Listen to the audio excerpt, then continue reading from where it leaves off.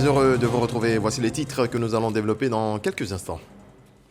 D'abord, le Conseil des ministres qui s'est tenu ce mercredi au palais présidentiel. 16 points examinés, au nombre desquels la relance des travaux d'exécution de la ligne 1 du métro d'Abidjan, qui ont connu jusque-là un ralentissement. Le gouvernement ordonne également la fermeture de plus de 1000 structures sanitaires privées qui ne disposent d'aucun document administratif. Du côté de l'Assemblée nationale, on encadre le fonctionnement de l'Ordre des chirurgiens. Un projet de loi présenté par le ministre de la Santé, de l'Hygiène publique et de la couverture maladie universelle vient d'être adopté. Il s'agit d'une réforme de l'ancienne loi portant création de l'Ordre des chirurgiens dentistes afin de répondre aux exigences actuelles. Et puis la Banque mondiale salue les efforts de la Côte d'Ivoire dans sa lutte contre les changements climatiques. Des actions consignées dans un rapport. L'institution financière se dit prête à soutenir notre pays pour la mobilisation de fonds. C'était ce mardi à la COP28 aux Émirats Arabes Unis. Bonsoir à tous, on démarre avec le Conseil des ministres qui s'est tenu ce mercredi au palais présidentiel. 16 points examinés, au nombre desquels la relance des travaux d'exécution de la ligne 1 du métro d'Abidjan. Le gouvernement ordonne également la fermeture de plus de 1000 structures sanitaires privées qui ne disposent d'aucun document administratif. Viviane Aimé. À l'ordre du jour du Conseil des ministres de ce mercredi 6 décembre, tenu sous la présidence du chef de l'État, le président Alassane Ouattara, 16 points soumis à l'examen du Conseil. On note une fois de plus la part belle accordée à plusieurs projets d'infrastructure comme le projet de réalisation de la route de l'intégration dans l'Ouest montagneux. La route de l'intégration sera construite dans les deux régions qui forment le district des montagnes, à savoir la région du Cavali pour la route Guiglo-Taï et la région du Tonkpi pour la route Mans-Quiblé.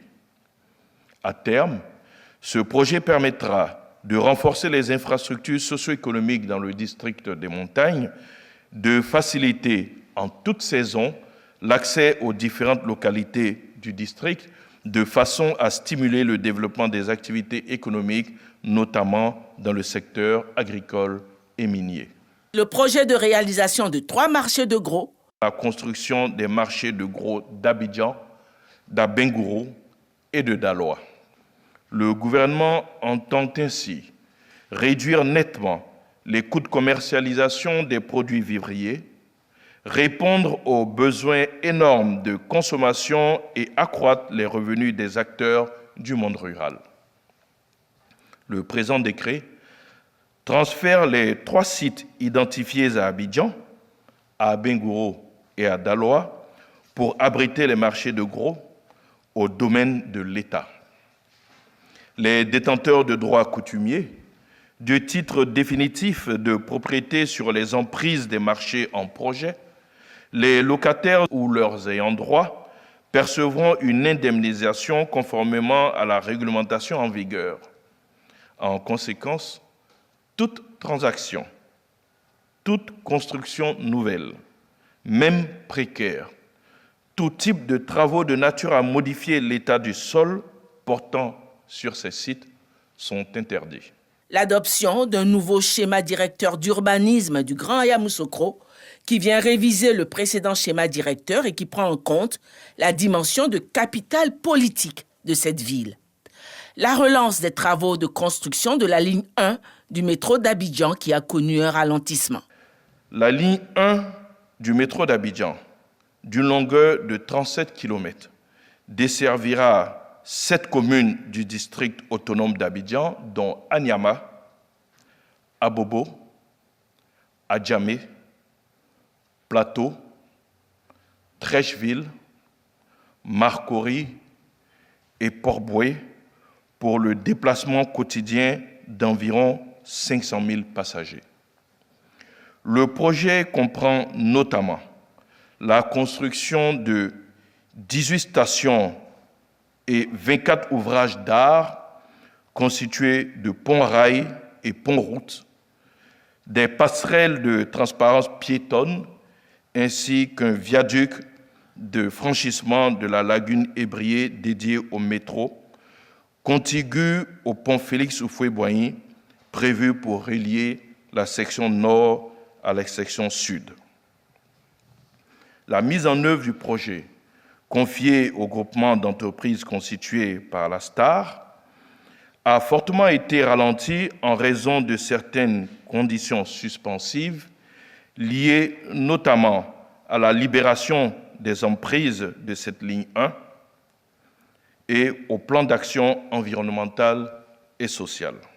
Hormis les projets d'infrastructure, le Conseil des ministres a marqué sa préoccupation à l'égard de l'exercice de la profession d'infirmier et de la profession de sage-femme et maïticien.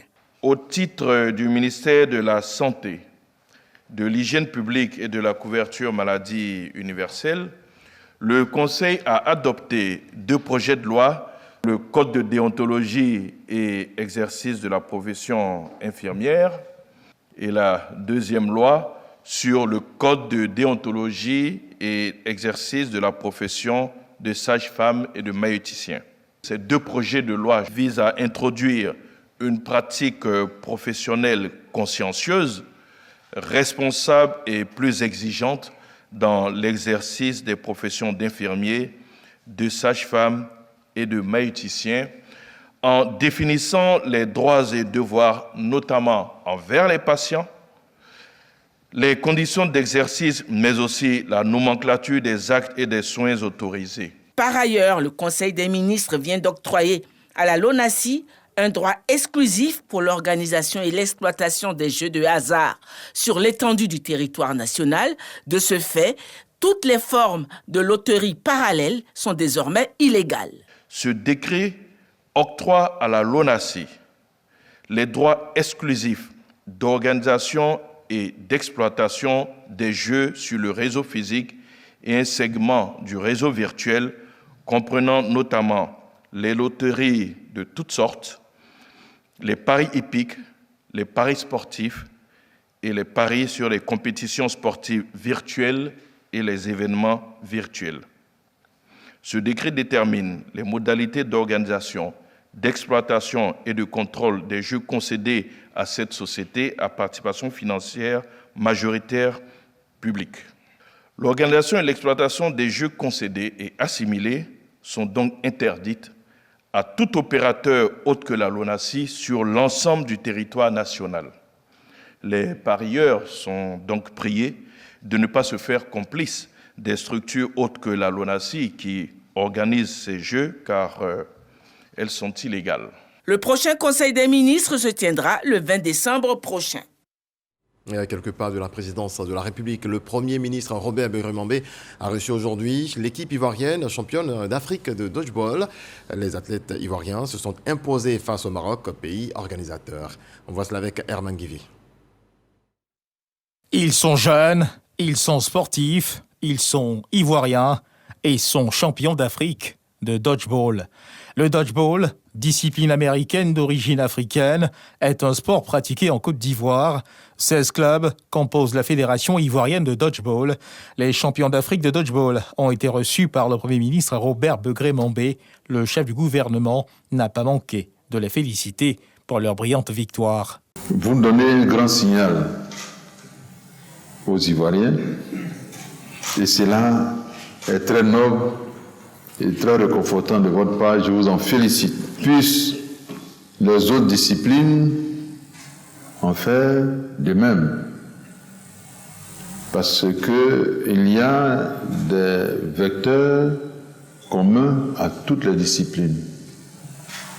Le travail, la confiance en soi, la persévérance, l'humilité surtout, mais la capacité à ne céder aucun espace à l'adversaire. Tout en le respectant, on ne lui concède rien. Bravo et merci pour ce résultat qui honore la Côte d'Ivoire. Je vous félicite au nom du chef de l'État et je vous remercie. Sensibles à cette marque d'attention, les athlètes ivoiriens champions d'Afrique de dodgeball remercient le chef de l'État, le Premier ministre, et entendent donner le meilleur d'eux-mêmes les joutes à venir. Un sentiment de fierté, parce que ce n'est pas permis à tout le monde d'être reçu par le Premier ministre, chef du gouvernement. Et au nom de tous les joueurs de dodgeball de Côte d'Ivoire, j'aimerais dire merci Là, nous sommes partis avec 11 joueurs. Et vous avez vu que nous avons pu revenir avec la Coupe d'Afrique. Nous avons une Coupe du Monde en Autriche en 2024. On aimerait que le Premier ministre nous aide à aller avec 24 joueurs pour revenir avec cette Coupe du Monde. Je vous assure que c'est possible si vraiment nous sommes vraiment accompagnés.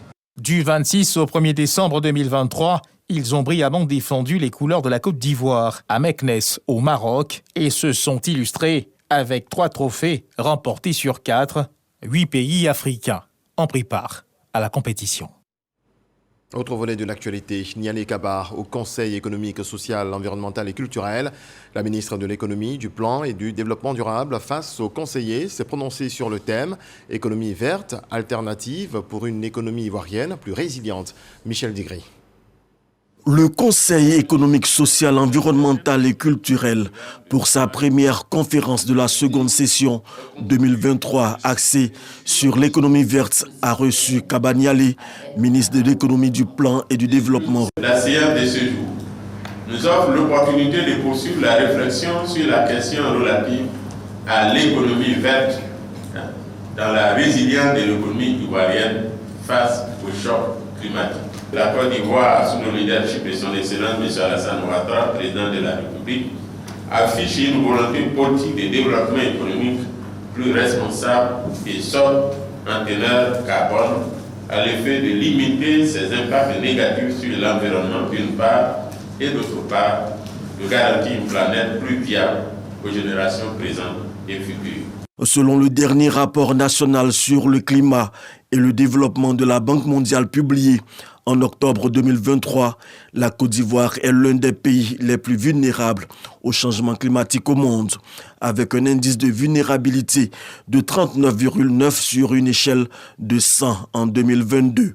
Elle est le 49e pays le plus vulnérable et le 152e le mieux préparé au monde à faire face au changement climatique. Pour qu'il y ait un succès, il faut l'engagement de tous. Ce n'est pas seulement une question du gouvernement, mais c'est également une question du secteur privé, de la société civile, en gros de tous les Ivoiriens qui doivent prendre conscience de cet impératif et changer à la fois les modes de production pour le secteur privé, mais également les modes de consommation pour les Ivoiriens. La Côte d'Ivoire dispose d'un fondement économique solide pour assurer une transition vers l'économie verte. L'engagement du gouvernement en faveur de cette transition est indéniable. Cependant, de nombreux défis demeurent.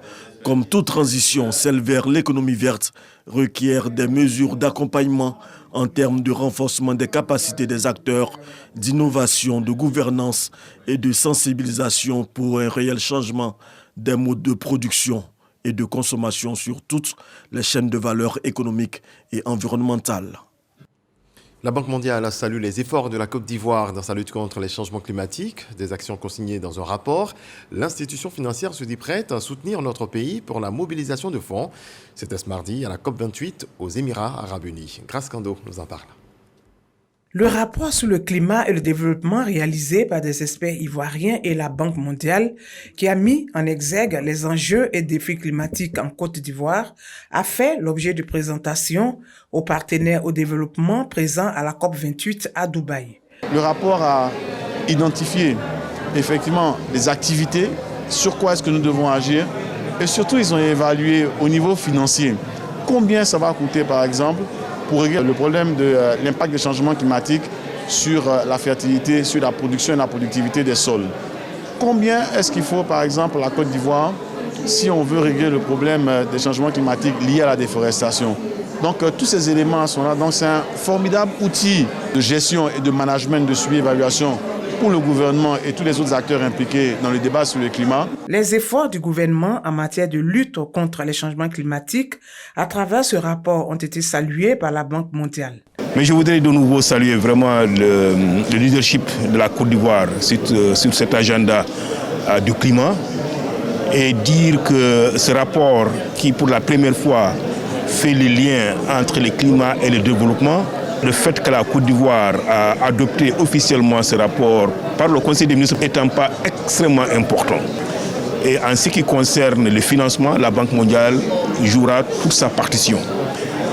Les ressources seront mobilisées mais les ressources seront mobilisées également à travers les plaidoyers que la banque va faire à l'effet de soutenir ce rapport-là. Ce rapport nous donne des indications, mais déjà notre pays a commencé à y travailler à travers les mesures d'adaptation. L'action climatique doit être menée de concert. Nous devons susciter l'action et pourquoi pas des financements internes pour pouvoir accompagner l'État dans la mise en œuvre de ces réformes. La mise en œuvre des recommandations de ce rapport sur le climat et le développement nécessite l'implication de tous.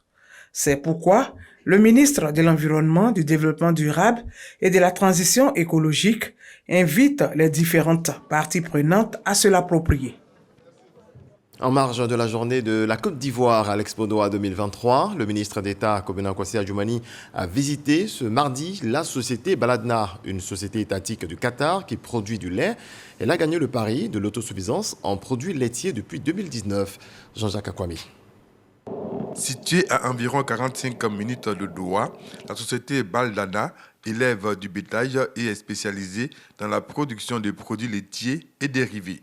En visitant ce mardi cette structure étatique, le ministre d'État Kobena Kwasi Adjoumani est venu s'informer et comprendre le fonctionnement de cette structure. L'entreprise a vu le jour en juin 2017 lorsque l'Arabie Saoudite, principal fournisseur en produits, a imposé au Qatar un blocus économique.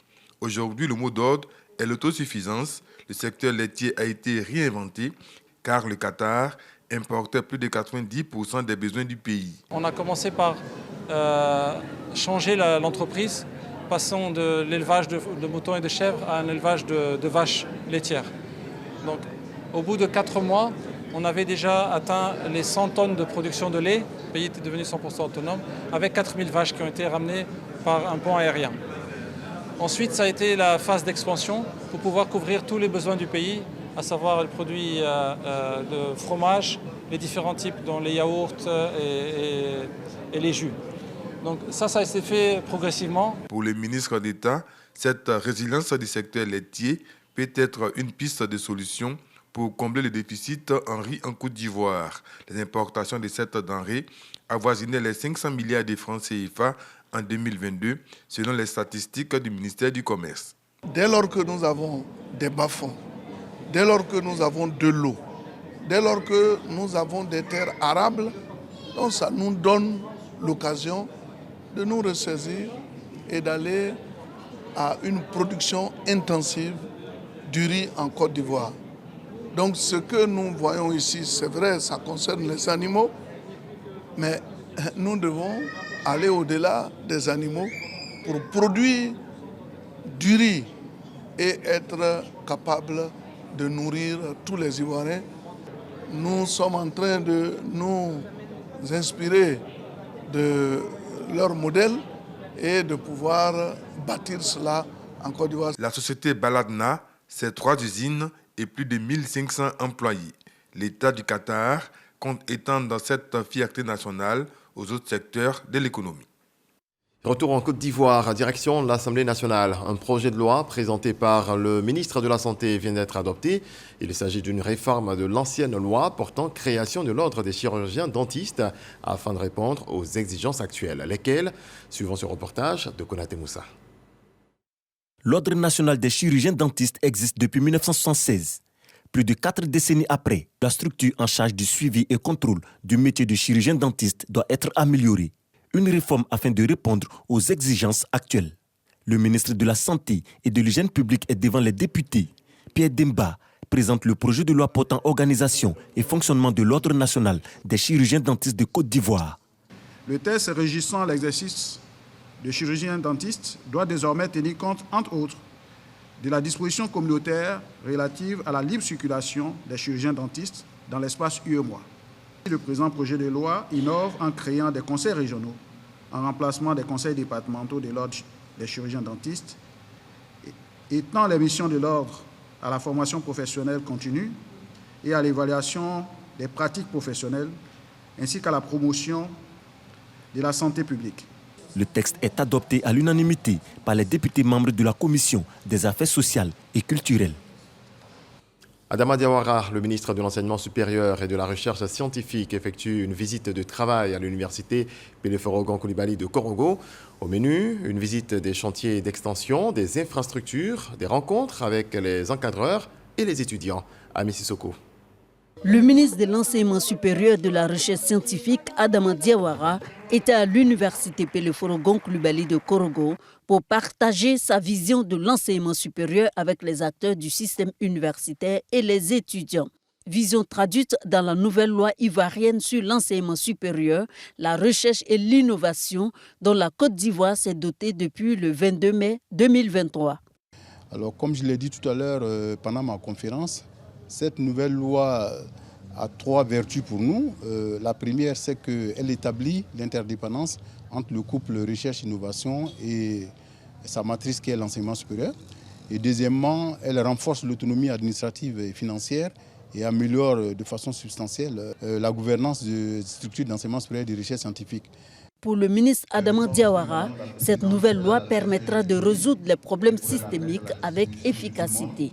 Elle offre un cadre juridique de résolution des problèmes systémiques qui se posent à notre sous-secteur, qui ont pour nom l'insuffisance de la capacité d'accueil des universités publiques, le manque d'enseignants dans certaines spécialités, notamment les mathématiques, la faiblesse du rendement interne, la faiblesse du rendement externe ou l'inadéquation formation-emploi au double niveau, qualitatif et quantitatif, l'insuffisance du financement du sous-secteur, l'insuffisance des transferts sociaux, la violence sur les campus, l'insuffisance du financement de la recherche scientifique. Chercheurs, enseignants-chercheurs, personnel administratif et technique disent être édifiés par cette conférence. La nouvelle loi, fondamentalement, va structurer notre système d'enseignement. Cela va impacter la qualité de notre enseignement. L'une de ces ambitions que j'ai retenues, c'est de faire en sorte que les universités ivoiriennes soient désormais non seulement classées, mais très bien classées pour que la Côte d'Ivoire retrouve son statut d'antan et cela nous réjouit.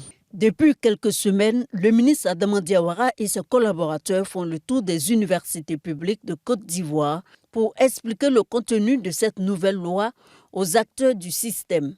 Avant l'étape de Korogo, la délégation a visité successivement l'université Félix Houphouët-Boigny d'Abidjan-Cocody et l'université de San Pedro. Après la démolition de sa maison implantée sur l'emprise de l'autoroute de Grand Bassam il y a 2 ans, Jean-Roch Kwame, journaliste lauréat du Super Prix Ebony 2009, a retrouvé le sourire. Il vient de réceptionner une villa toute neuve sur la route de Grand Bassam. Khalil Diomandé. De la promesse à la concrétisation, le Super Ebony 2009, Jean-Roch Kwame, reçoit les clés de sa nouvelle villa des mains du ministre de la Communication. Située à Modeste sur la route de Bassam, la villa est composée de 4 pièces, d'un jardin et d'un garage pour un coût de plus de 45 millions de francs CFA. Une belle compensation pour Jean-Roch Kwame, lui qui a vu sa maison acquise aux Ebony être détruite en 2021 car sur l'emprise de l'autoroute de Grand Bassam. C'est désormais un lointain souvenir. Je suis comme un gamin de 5 ans qui vient d'avoir un cadeau de Noël, le plus gros cadeau. Et je tiens à remercier Monsieur le ministre et à travers lui, le chef de l'État, parce que sans son accord, on n'allait pas pouvoir m'offrir cette belle villa. La joie de Jean-Roch Kwame est aussi notre joie. Voyez-vous, un père de famille qui a été jeté dehors avec toute sa famille, ses enfants, sa femme, et qui retrouve aujourd'hui une maison supérieure à celle qui avait été cassée. Merci au ministère de la Communication. La remise de ce logement est le symbole du respect de l'engagement pris par le gouvernement. Jean-Roch le mérite. C'était un journaliste talentueux qui a été reconnu par ses pairs, qui a eu un prix, le prix Ebony. Et c'était une frustration de voir que cette récompense avait été détruite, mais ce n'était pas sa faute. Et nous pensons que c'est une injustice qui vient d'être réparée, mais c'est surtout la reconnaissance du mérite. En tout cas, bravo, nous lui souhaitons tout le bonheur dans cette nouvelle maison. La reconstruction de la maison du Super Ebony 2009 est le fruit d'un partenariat entre le ministère de la Communication et un opérateur immobilier privé. En politique, à présent, 27 candidats en lice pour occuper la tête de la jeunesse au RHDP.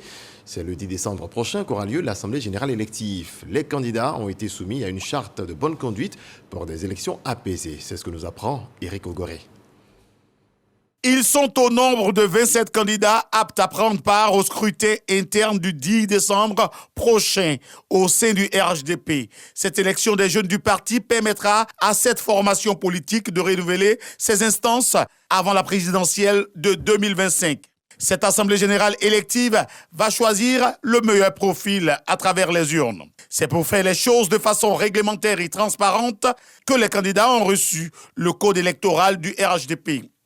Ils sont invités à également prendre connaissance du code de bonne conduite et à maîtriser les différentes informations afférentes. L'idée étant de faire en sorte que tout le monde sache de quoi il s'agit, tout le monde sache les tenants aboutissants et que les choses se passent dans le bon ordre tel que voulu par un parti de rassemblement comme le RHDP.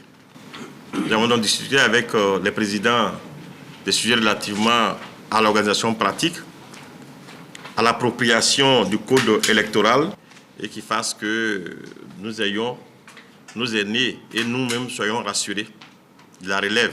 Le parti des oufouettistes réaffirme son attachement à la démocratie à travers cette action. Les candidats seront sur le même bulletin et les électeurs vont faire leur choix. On peut avoir un candidat élu dès le premier tour. Si dès le premier tour, il n'y a pas d'élu parce qu'il n'y a pas de majorité absolue, en ce moment, on fera un second tour avec les deux qui sont arrivés en tête. L'Assemblée générale élective des jeunes du RHDP va se tenir au parc d'exposition dans la commune de Port-Bouët. Parlons culture, bientôt la 6e édition du Festival des Arts et de la Culture dans, dénommé Tonkwi Nidalé. Les festivités vont se dérouler du 13 au 17 décembre prochain à Mans. Culture et tourisme, voici le thème de cette édition dont le lancement s'est tenu à Cocody. Serge Pacom Didi, Abdoulaye Koné. La 6e édition du Festival des Arts et de la Culture dans Tonkwi Nidalé se tiendra du 13 au 17 décembre prochain à Mans. C'est la nouvelle portée par les organisateurs à l'endroit de la presse. Le Tonkwi Nidalé se caractérise par des moments de réflexion avant les moments de réjouissance, de tournées, etc., etc. Au niveau proprement de la commission tourisme, nous aurons un lancement de Tonkwi Tour, c'est-à-dire que nous aurons tout un programme où ceux qui voudront découvrir la région pourront faire tout le tour, évidemment au moment où il y a d'autres activités en ville. Cette année, c'est le peuple Lagnébi Tiassa qui constitue l'invité spécial. Nous sommes l'une des régions qui a conservé sa culture. Notre souhait, c'est que cette culture-là, nos enfants la connaissent aussi demain. Tonkwi Nidalé est un facteur de rassemblement et donc de cohésion sociale. À travers lui, ses initiateurs entendent mobiliser les ressources culturelles et susciter une prise de conscience collective. Au menu des festivités à venir, des colloques et un forum, des moments dédiés aux enfants, aux jeunes et aux femmes. L'instant sera également marqué par un concours culinaire et de mode.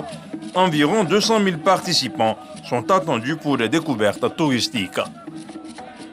Dans le reste de l'actualité, fin de partie pour le G5 Sahel, la Mauritanie et le Tchad, les deux derniers membres de l'alliance créée en 2014 pour faire face au djihadisme et aux autres défis de la sous-région, ont acté ce mercredi sa dissolution prochaine au lendemain de l'annonce du retrait du Niger et du Burkina Faso.